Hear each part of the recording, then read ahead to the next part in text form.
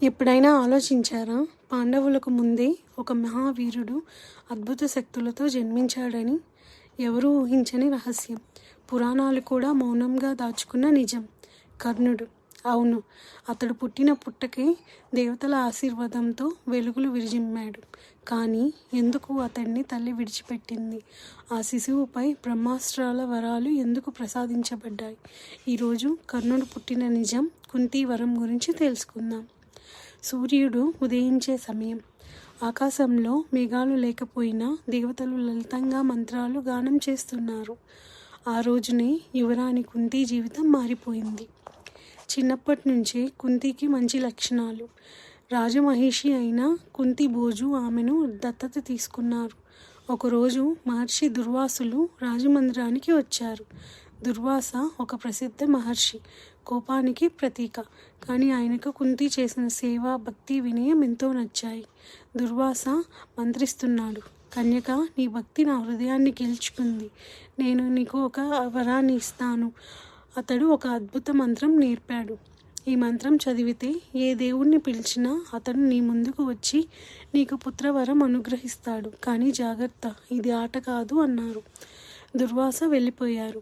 కానీ కుతూహలం మాత్రం మిగిలింది. ఒక ఉదయం సూర్యుని కాంతి ఆమె ముఖం మీద పడుతున్నప్పుడు కుంతి ఆ మంత్రాన్ని జపించింది. ఒక్కసారిగా ఆకాశం కంపించింది. సూర్యదేవుడు ప్రత్యక్షంగా నిలబడ్డాడు. అతని కాంతి కుంతిని తాకినప్పుడు ఆమె శరీరం అంతా దివ్యశక్తితో నిండింది. సూర్యదేవుడు అన్నారు, మాత, నీ పిలుపు వృధా కాదు.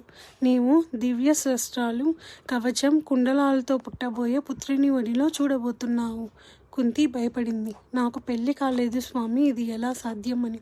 కానీ దేవవాక్యానికి మార్చడం ఎవరి చేతిలో లేదు అని అన్నారు సూర్య భగవానుడు. అలా పుట్టాడు కర్ణుడు. పుట్టిన వెంటనే అతని శరీరంపై ఉన్న కవచం మరియు కుండలాలు ఎవరికీ అర్థం కానివి. అవి దేవుడు ప్రసాదించిన రక్షణలు. కుంతి హృదయం ఆనందంతో రక్తి కట్టింది. కానీ భయం వెంటాడింది.